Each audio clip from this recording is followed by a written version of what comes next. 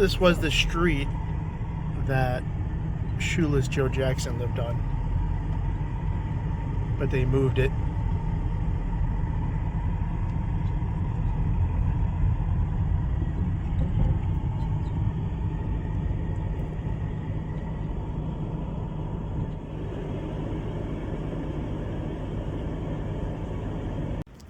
Hey, this is Randy from My Southern Entertainment. We're over here at downtown Greensville, South Carolina, to check out the Museum of Shoeless Joe Jackson. Let's go take a look. Hey guys. Hey, how you doing? Building there, and that's where Joe's package store was at right there. Oh, This is okay. Escape Black Jesus. And then he came down here to stop by and see Joe Jackson. Oh, wow. And he came into the store. Now this little building probably ain't no bigger than this little room that's in here. Right. And maybe a little bit deeper or something. That Joe owned this little liquor store, a little bigger than this. But anyway, they walked in, Ty walks in, picks up a couple of bottles, and waiting for Joe to say something. And Joe just stood behind the counter, didn't say a word. And so finally, Ty turned to Joe and he says, "Why, Joe, don't you remember me?" And he said, "Why, sure I do, Ty." He said, "I just didn't think you fellas up there really wanted to have it." And it hadn't been that way for quite a number of years. Right. Joe had been out of baseball for years, and none of them really came. And Ty had stopped by to see him, so Wow. that was neat. And Joe took Ty around the neighborhood. There was a guy that passed away about 4 years ago named Joe Anders. He was with the museum here. He helped us here. He was actually one of the guys that carried Joe's coffin when he passed away. Oh, wow. He knew Joe very well. He was a baseball player back then, and he ended up going to World War II. And when he came back, he wasn't the same. Right. But he was a baseball player, and Joe helped him along. Well, this guy named Joe Anders was here in Greenville when Ty Cobb came in. He was a 17-year-old kid. And Joe Anders was around town there, and Ty and Joe walked up to Joe Anders, and Joe Jackson used to call Joe Anders, he used to call him Good Buddy. So Joe Jackson comes up to this young Joe Anders and says, "Good buddy, I got you someone I want you to meet." And he turned around and said, "This is Ty Cobb. He's the greatest hitter baseball ever." Wow. Yeah. And Ty Cobb immediately turned back and said, "This is the greatest hitter." Yeah, right. They had that much respect. They had that much respect, right? So, and that's a good picture. That's awesome. Yeah, because they do have. I don't know if you're familiar with a Kuna. Yeah, Braid. right. That's what he carries Wow. nowadays. You Yeah. guys are more than welcome to See hold that? That's a Kuna. That's what he bat. got. Yeah. Nice. It's nice, huh? That's Joe Jackson's bat. Oh, It's a little different, isn't it? wow, that is way different. Yeah. Yeah. It's thicker on the top. It It doesn't. had different balance. Look at the difference to in it that. and everything. Yeah. They said Cleveland basically in the Oh, wow. newspaper said that Joe was carrying a small telephone pole. That's what it is. Oh my God. Wow. Huh? Isn't that something? that. Isn't that something? But Yeah. his hands were so big. It's so big. He Yeah. had so much Because look power. right there. Yeah. It's, yeah. Yeah. That's And, it. Just That's tremendous. crazy. Yeah. Yeah. He was only like 6'1", so it wasn't like he was extremely tall. Yeah, he said right. today, but he just tremendously How is strong he- and great eyesight. That's How correct. is he gonna fit his hand in his nose? I've never had that question. So that's his bat? That is a Replica. Yeah, yeah. Okay. He's had a bat, original Black Betsy bat sold for around $600,000. Wow. Wow. He's had a $600,000. rookie bat sell for right at $1 million. Wow. And he's had cards and pictures up around millions on some card. Wow. One picture went for, I think it was $1 million, and then he had a card sell for way up there too. Cards. Wow. All his stuff's very valuable. Yeah. Right. So his Right. original bat like that was auctioned off? Just- Yeah, Yeah. yeah. It was, matter of fact, the guy that's part of the museum here, part of our board, he actually owned the bat to begin with. It was given to him by Joe's wife. And Oh, he wow. sold the bat for around $600,000. Many years, 20 years ago. Yeah, it would have been worth Yeah. more. Yeah. Well, back in those days, though, I mean, 26,000 was probably worth about Yeah. a couple of million, right? Me, I would have kept it.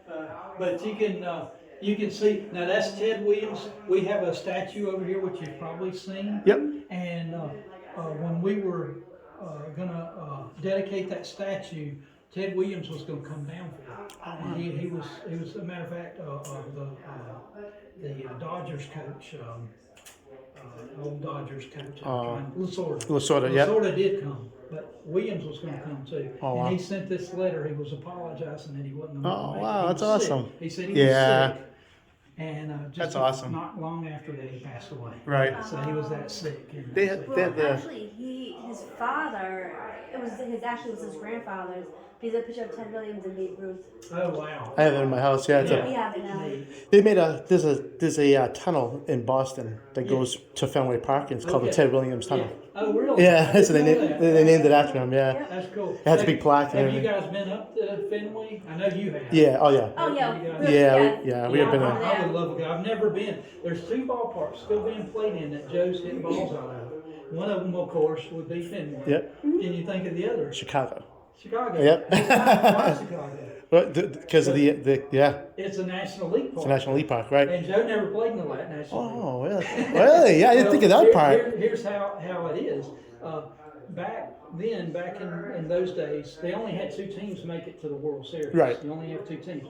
At the end of the season, if you didn't make it, you'd usually play your counterparts in a game where Right. you're going to have to make money. Right. And the Chicago White Sox in 1916 played against the Chicago Cubs in games. And they weren't. Yeah, right. They would play it and make money. Make money, yeah. And Joe, it was stated in the paper that Joe went into Wigman Field's what they called it at the time. It was actually Wrigley, but they called it Wigman Field. Wrigley, right. Said he went in there and hit one in the flower beds. Yeah, yeah, He's hit them out of no problem. yeah. Yeah, The, at Fenway Park. Knew Joe when I was growing up, knew of him. Yeah. And but you didn't hear a lot about Joe Jackson after '88 and '89 when those 2 movies, Field of Dreams and 8 Men Out, came out. Right. Then it took off. Took off, You and know, they, those yeah. were big movies. Then you started That's knowing. That's what this stuff is here. You even have here. Oh, wow. Film strip. I remember that one. I remember that. It's Something right about there. that, called it shoeless Joe Beagle. Yep. And but just a lot of the different things, a lot of stars in that 8 Men Out movie. Oh, yeah. People you recognize, you know. Yep. Yeah, he Yeah. just passed away. Yeah, Oh, yeah, I he's know, yeah. passed away. And so neat. And the saying here, say it ain't so, Joe. That was supposed to be a kid that came up after Joe come out of the courtroom and they said he had testified, and the kid come up and yanked on Joe and said, "Say it ain't so, Joe." You know. Oh, I remember that saying. Yeah. The newspapers wrote that, but it never was true. That was probably the biggest thing Joe hated to hear of most. Oh. Whenever reporters questioned him about that, about the kids coming up, they said you could see a change in his eyes. Like, you know, he did not like the media put that out. The media Yeah. put Joe that. Yeah. said that was never true. He wow. never had a kid come up and say it ain't so, Joe. Oh, wow. So it's not a That's true not a true statement. story. Wow. But you hear that slogan. You hear that all the time, right? Say it ain't so. Wow. So anyway, big deals for some of the casting members. Oh, wow. And those things out, and so that's pretty neat. Yeah. So, anyway, let's walk on up to the house. Yeah, Hey, sure. hey, you know that guy that played as him? Uh-huh. Played in Fast and Furious? Right. Oh, did it? Yeah. Yeah. And that. We don't use gloves playing with them. Oh no. No. And, It's and the- if it's the- you catch it off a bounce, that's an out. One bounce is One an bounce out. and And that's out. the way they played rules back then. Yeah, right. We used to play like that. Those rules in backyard ball. Fun. Yeah, it's fun. It's fun.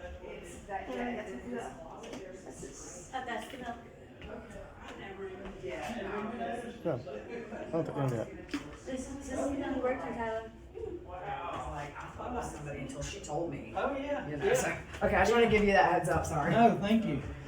Car I was telling you about, the Greenville The Jays. Greenville That's Ja- what they were going to name them to start with. That would've been so Yeah, nice. Oh, wouldn't that have been nice? That would have been so nice. I still want them to do. I wish they would change it now. But They're still holding on to it. They're still holding on to it. Yeah, I'm good. Yeah. First of all, you're familiar with Greenville enough that you've been here a little Right. bit. Greenville, of course, you see all these mills all over the place. Right. Big mills. Well, those mills didn't stop popping up until around the turn of the century. Right after 1900. Some of them came a little bit before that, but the mills Yeah. started popping up all right around that time. And 11 or 12 of them popped up real quick. And one thing they were doing, those mills, they were fighting over people. They needed people. Right. And they couldn't get them. They were pulling them from Pickens, Oconee, Right. bringing all these farm people in to work in these mills. And so they started building these company stores. They put these houses up that people could just come rent. They were trying to keep it all under their control. Right. But they Yep. were putting all this stuff up. and put churches up. I mean, they put social clubs. They had some places had skating rinks. Some places had bowling alley. They even put in a bowling alley. Really? In Huh? Brandon up here, and different things. But they were doing everything they could. One of the things they did was put in ballparks, and that was big. And they knew it because that was entertainment back then. They didn't have a lot of entertainment. They had theaters that you could go to, but they weren't. But they put in these ballparks, and every meal had these ballparks. They all had their ballpark. And just think, if you had the best ball team, Right. where did everybody want to be part of? They want to be part of Part of that that community with right. the best Yep, ball so team. people work at those meals. And that was big. And Wow. that's why you hear these stories that some of the ball players had kind of cushy jobs. Like, see that chair right there? Joe would sit in that chair in the meal, maybe up on the third or fourth floor, and if he seen the supervisor coming up the stairs, he'd run and let everybody else know, get back to work, get back to work. And he didn't worry about it. He didn't worry about But it. he was a ball player. Right. And that was part of it, you know. It Wow. was just that kind of mystique. So, and one thing that also happened, if you notice, down around the mills, there used to be train tracks or trolley tracks that would run down. And they go on, you know, that bridge that goes down in the tunnel. Right, right. That's yeah, they put that in, but the trolley used to run down through there. They put the trolley in around 1905. Well, the ball team started playing around that time, 1905, when it really got heavy around Greenville in baseball. And that was a big deal.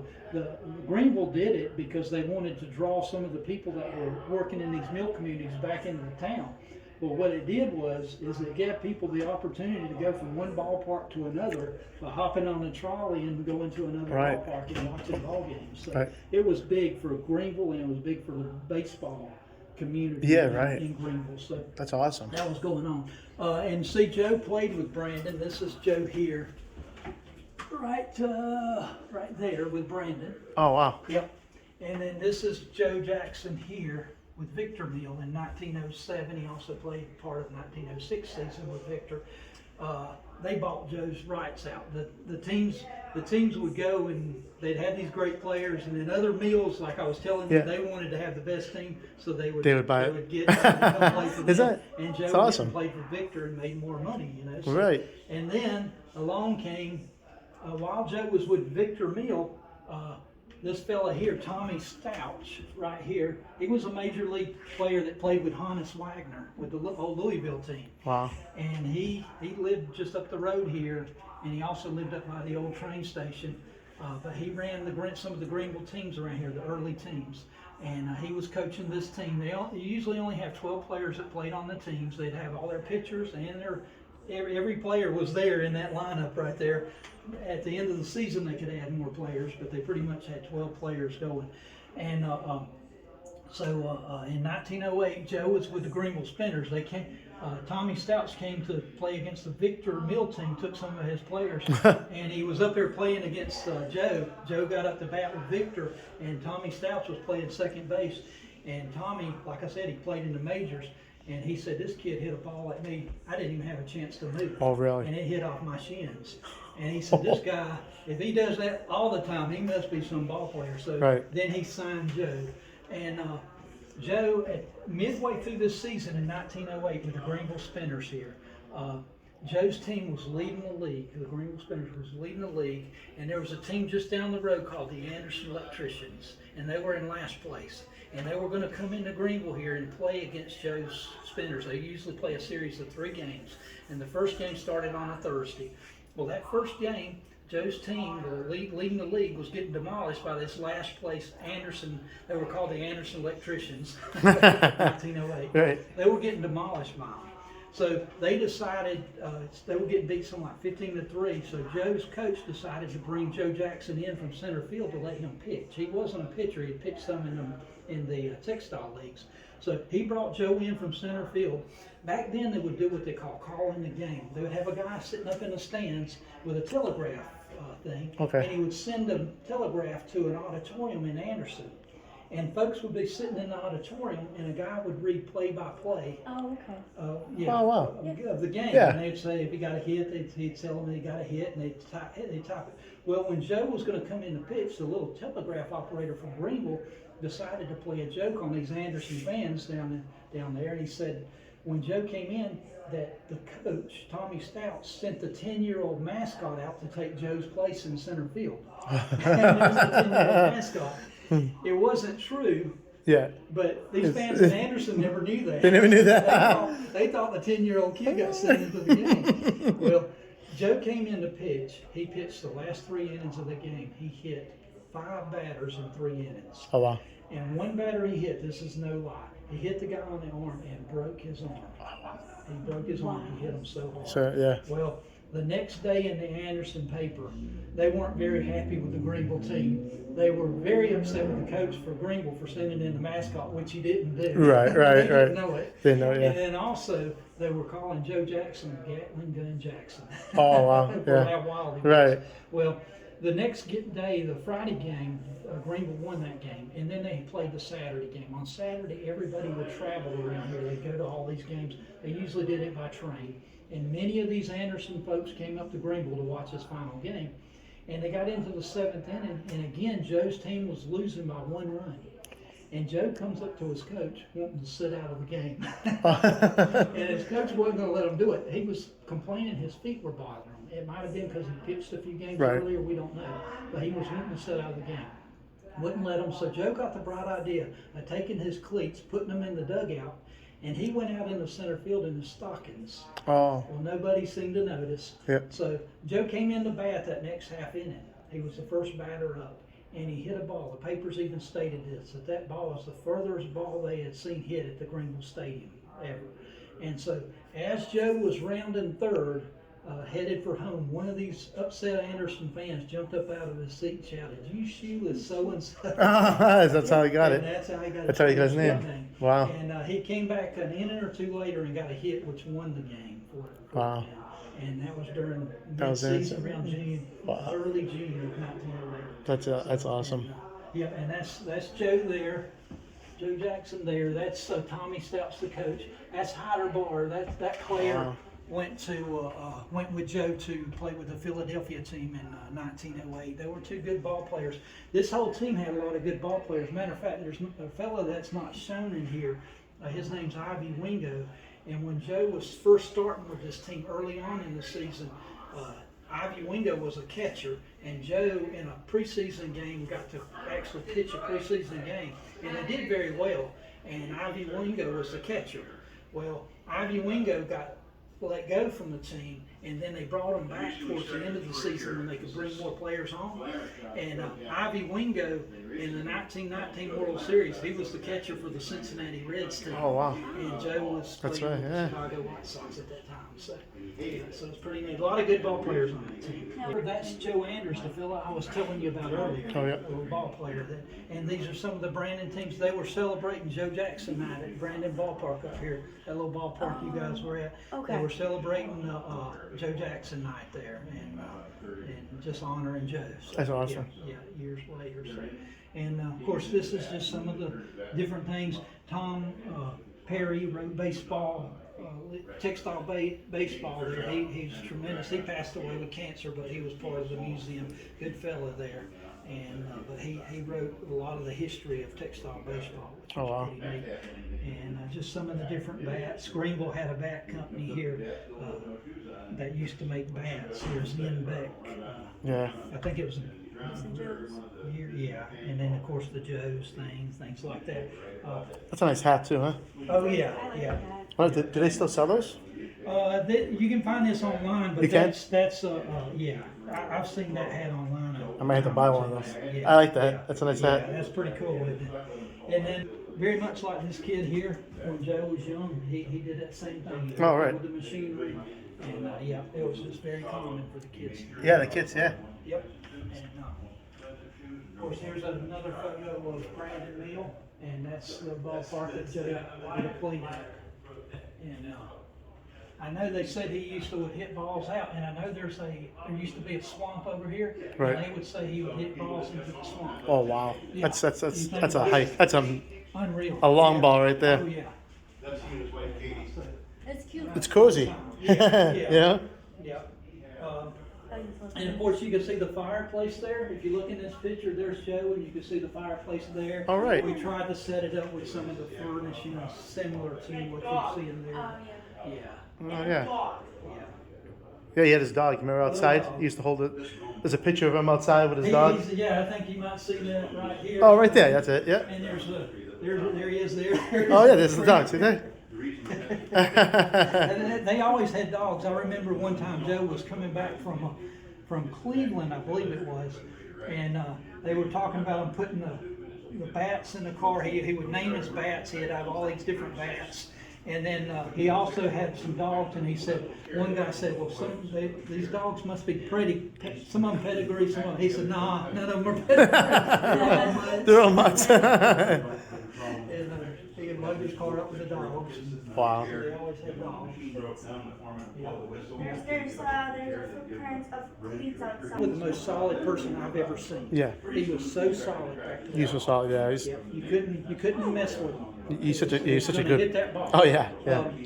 Walter Johnson, Ty Cobb come up and was upset with Walter Johnson, saying, "You're not even trying to throw against Joe Jackson. Joe Jackson hit high against Walter Johnson." And Walter Johnson said, "Oh no." He He's said, "I'm trying. doing everything I can Right. against Joe Jackson. He just hits the ball. He just hits the ball right. And he could. Years, very museum to help out sometimes. That's awesome. And I was that ring. Oh, this is Joe's bedroom. 1951, December 5th, 1951, he passed away in this room. Oh wow. The lady came in here that knew the Jacksons and said his bed would have been right here, so it would have been right here. Oh wow.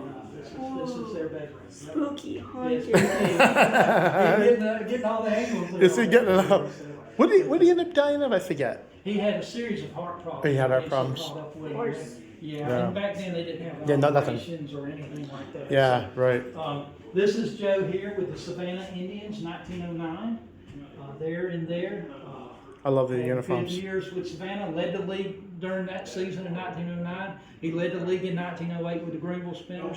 Led the league in 1910 with the New Orleans Pelicans. Wow. And then he jumped into the American League. In 1910, he played 20 games in the American League and led the league for those 20 games, but it wasn't enough to win it. Right. And that was the year Ty Cobb and a fellow named Lajaway tied, and there was some controversy there, and they ended up giving both of them the title. So, but Joe played with the Philadelphia Athletics. That's Joe there. Sadly, he didn't stay with this team. He played 5 games in 1908, 5 games in 1909. If he would have stayed with them, he'd have won like 2 or 3 championships right out of the gate. Right out of the gate. But they were all pretty high-minded ball players, most of them college educated. Yep. Very good ball players. I mean, they had Home Run Baker on that team. They had Eddie Collins. They had a lot of good ball players. But Joe just didn't feel like he fit in. Right. He said Connie Mack was the best coach he ever had under him, or over him. But he just didn't fit in. And so he didn't stay with them. He ended up going back to the minor leagues, playing with Savannah. Then he ended up playing with New Orleans, and then finally Cleveland. Cleveland got him. Yeah. And that's what you're seeing over here. This is the Cleveland League Park here, and this is a neat photo. This was Addie Josh, who was a tremendous ball player. He passed away with tuberculosis before the season started in 1911, and so they were raising money. They didn't have insurance for the ball players back then. So they were raising money, and they brought in all these all-stars. It's like Ty Cobb, Tris Speaker, Walter Johnson, Hal Chase, Tris Speaker, Sam Crawford. That's the who's who of ball players. Yeah. And then you see Joe Jackson right here. There's Joe. Oh, this Joe. Yeah. And right beside him was Cy Young. Oh wow. Cy's last season, Joe's first, and Cy mentored Joe through that season of 1911. And but anyway, this is the year Joe hit 408 as a rookie. Oh, as a rookie. As a rookie. Wow. Yeah, only rookie to ever hit over 400. Probably be the only one unless this fella jumps up there. Right. But anyway, what's interesting about this picture is you see Jack Greeny third in line over there. He's third in. Yeah, Yep. third in line. If you look over here, here's Jack. It says Jack Greeny, second time in photo. Oh He's wow. in there twice. He's in there twice. Yeah, so that's pretty neat. But, Wow. yeah, he must have, when they were panning to take the picture, he ran around. He ran around, yeah. Back up. That's awesome. Yeah, That's unique. yeah. And of course, here's some things. That's a 1916 article of Joe Jackson. Some old stuff there. This is a Savannah pennant, very old. And then this is Joe's New Orleans team that won the pennant, and that's a ball ticket from the 19. It's card. Yeah. That's awesome. I like that right there. Yeah. Yeah. And pretty neat. And then, of course, over here's a few other things with the Cleveland team. Pretty neat. I think that's a neat photo there of Joe at I think that's in Augusta, Georgia. Okay. And that's Joe driving the car, and they were at the ballpark. But you look at those guys in the background, a couple of Calder folks sitting in the stands, and you know those fellas would have loved to be in that game. Oh yeah. Yep. And they were sitting there watching. They're sitting there watching it. Yeah. Yeah. There's some stuff showing Joe's swing and stuff like that. He had a unique swing at the ball. You don't really see a swing like that. No, what's very interesting with Joe, he would sit right on the line of the base, and his foot would actually come across the plate as he swung. Right. And he was right up, no helmet on. No helmet. Yeah. Think about that. And he would sit, and he would come across, and he would step out. And that's what it is hard to pitch to. But he was so, like I keep saying, he was so solid back to that ball. You could not get anything by him. Right. He struck out. You had Babe Ruth was struck out once every 6 times at bat. Ted Williams was once every 11 times at bat. Even Ty Cobb was once every 17 times at bat. He would strike out. Joe Jackson was once every 21 times at bat. He was so solid. So solid. Yeah. You figure they don't really teach that type of swing. No, well, now they're trying to shoot for the fence. They're trying to shoot for the fence. It's Joe was just a solid bat, yeah. And he hit it hard. That's the thing. That's what kind of took away from baseball is they want all the home runs now. The game changed when they brought that new ball out and they started trying to put them over the fence. Over the fence. Joe never tried to put them over the fence. He just Want tried base to hits, hit yeah. that ball He just through. want to hit. Yep. And he did. Right. And he was that kind of hitter. Neat stuff there. Here, but it's actually League Park, and Joe lived, I think, right in this area here, somewhere right in here. Lived right there. During the summer, he would rent out a house right there, and that's where he'd just get up and walk to the park. Oh wow, that's And you know, you can imagine the kids out there wanting to meet them, and you know. That's awesome. And neat. That is awesome. Yeah. Not a bad walk either. No. Shrine Park, this park here, and so those are original. Those are They would have original, been right? there when Joe played at Shrine, and then in here you'll see we have some from Kaminsky. Another spare bedroom here, and we've got a lot of stuff from Kaminsky. That's nice. I love these. Yeah. They still have these at Fenway. Yeah. They do. Still have those outside there. You still sit on me like by the 4th inning. You're like, that's the only thing. History. 1919, and the ones with the orange dots are the ones that were involved. Oh, those are the ones involved? All the orange dots? They had to go Oh, wow. face the courts there. Yep. I like that, how you put the dots on it. Because I was trying to look it up and see who was involved, and it's hard to find that through Google and stuff. But No, that's cool. And the two that would probably be in the Hall of Fame is Joe Jackson and probably Buck Weaver. Buck Weaver, he played third base. He's right here. And he was a mess. I remember one game, it might have been in Boston. No, it was at Chicago. But it was a rain. They had a rain delay, and it had soaked the field pretty good. And the fans were still hanging around, but they were up underneath the thing there. And so Buck Weaver comes out there and sees them, and he's cutting them up with them. And he says, "Hey, tell somebody, watch this." He took off across there, and he started skating across the water. And all of a sudden, he went to his rear end and was still sliding. that's awesome. He was a cutter. Yeah. He just joked around all the time. So I would love to see him get in there too, but I don't think either one of them will. Both of them had great series. I think Buck Weaver hit 324 in that series and had I don't know, he might have had an error, but he played third base. But Right. you know, but they both should be in the Hall of Fame. So. I love the old uniforms. Oh yeah, It's just I hate especially the socks. Some of them are wearing the socks Right. now, but I used to love the stirrup top socks. Yes. And all that. It just you go out to the ballpark and That's it. It's an old-fashioned baseball. Yeah, it's like even look at that. It just looks like I It looks like baseball. When they have them down like regular pants. I like it like that. Yeah. It's like old-fashioned baseball. Yeah.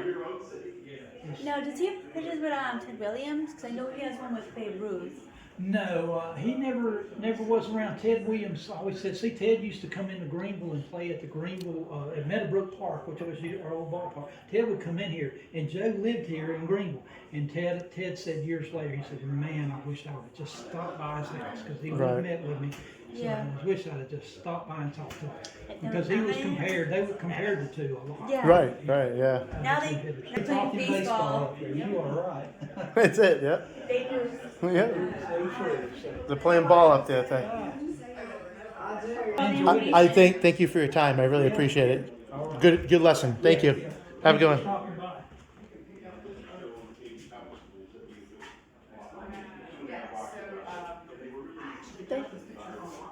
Yeah, Maybe those guys that's empty are getting clean or something. maybe.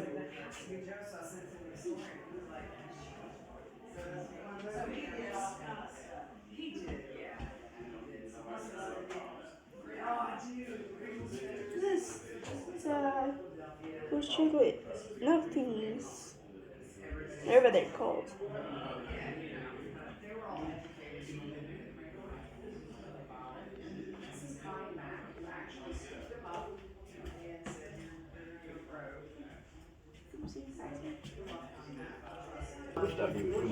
His kitchen. It was banned from all baseball, Major League Baseball as well as the. This is on the first floor, not on Anderson Road. Same section. Some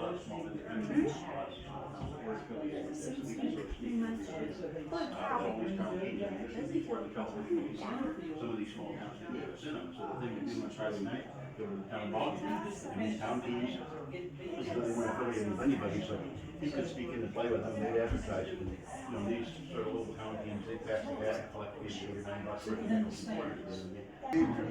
These are some of the things that we found, maintained from, during the time it was, Yellow. This is bad again, Ty.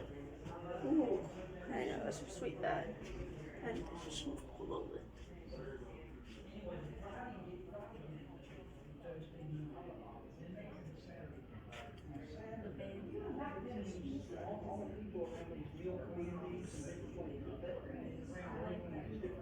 I love this picture. This is the last picture of him playing. He's just This is the Field of Dreams movie. Field of Dreams, Red yeah. Sox. Field of there's a Field of Dreams stuff. Okay, that's awesome. Oh, yeah.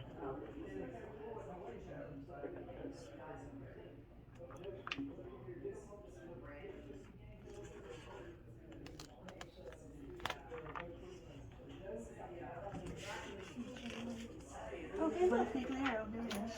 It's on the video. It's Tony. Tony Canigliaro. Yep. Johnny Pesky. Tony, look at this. Done. That's cute. Yeah, it's I saw awesome. that when I was younger. Hey.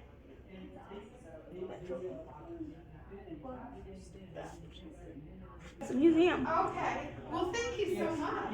We really appreciate that.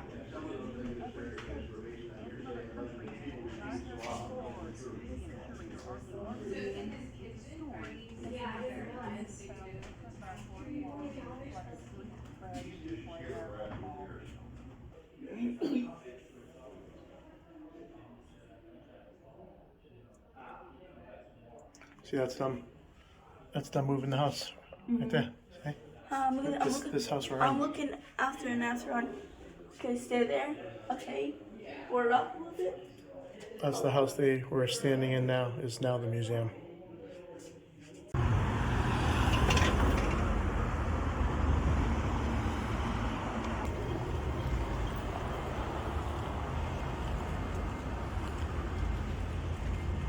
Oh, look at this thing. What ball is this one here?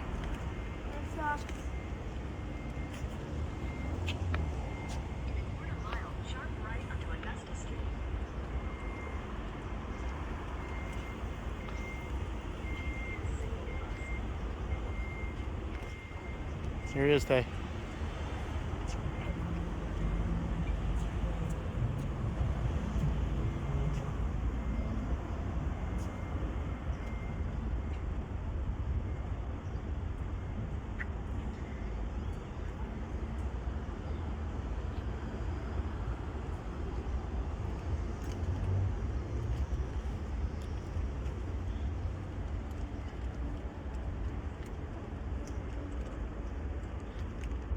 Single A. This is where I think it's double A.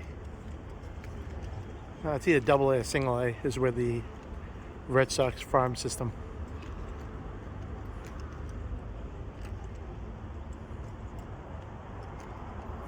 I think it's double A.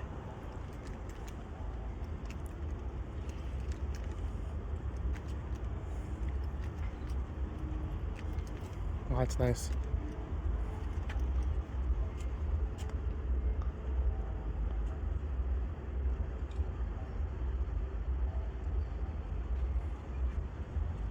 See? They get the Kids can climb up there and sit down. yeah, it's the mini Fenway. Yeah, kids can climb up there and sit down and watch. Yeah. We'll eat hot dogs.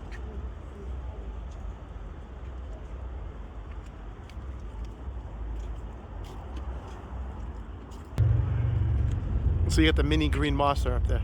So it's famous. Yeah, it's the green monster in Fenway. So you get the mini green monster right there.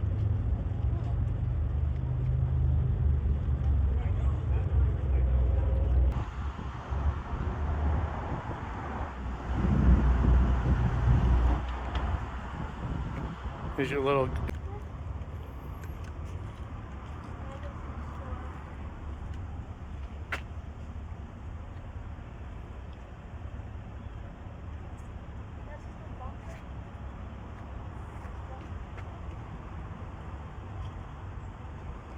yeah, you can pause the video and read this if you want. It's right across the street from the baseball park. No, they look like cleats. Cleats. They're done shoe cleats. Oh, maybe. They're making it look. Yeah. They're making it look like ghost of his. You can pause and read that too if you want. Strategy game. Minecraft strategy game 2023. Tyler, what's this? This is like a mini Yorkie way.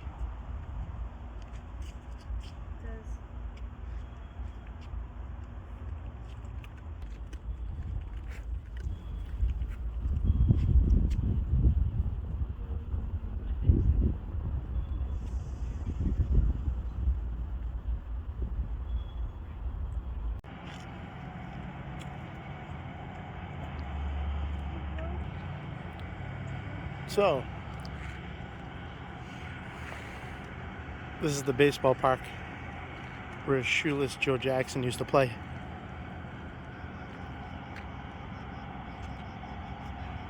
And right here, where I just showed, was the old mills where he used to work. So he worked here.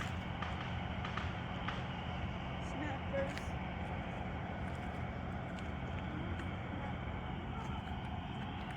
Let's go take a look.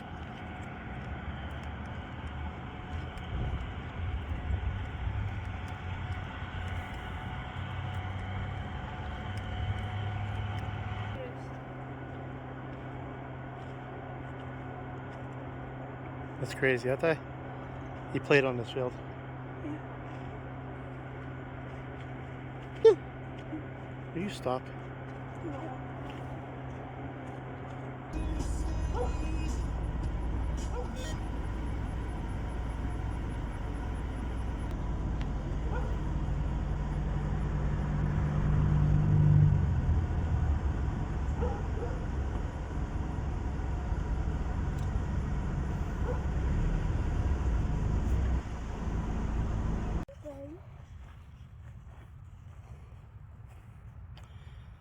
Here's where he's buried.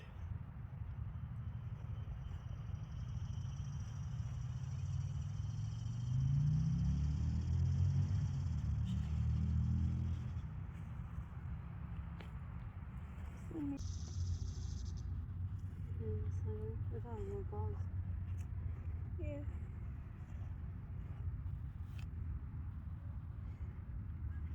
Like imagine like your cemetery, your grave is right next to shoeless Joe Jackson. I know, huh? Those peoples. That is like amazing. Old rotten baseball bats. Yeah. It's pretty cool. He passed away before your father was born. He passed away December 5th, 1951. December 13th, 1951 is when your father was born, man. Oh, yeah. Wow. What do you think, Tay? So what do you think about the whole thing? Awesome. The people doing this is legend here. That's cool. It's pretty cool. Yeah.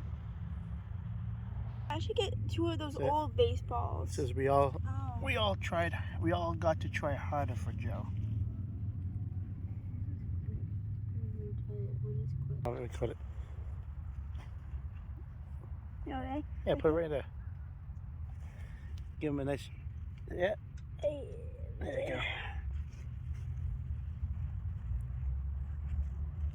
We're rolling up on the liquor store that shoeless Joe Jackson owned.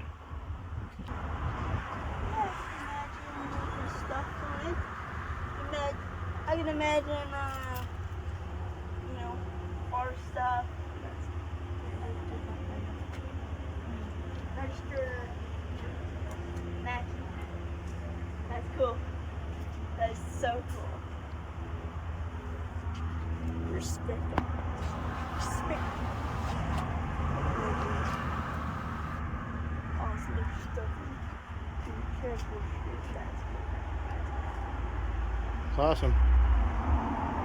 Thanks everyone for watching. Please subscribe. It'll let you know when new videos come out. And if you have any comments, please write them in the comment section. Thanks for watching, everyone. Bye.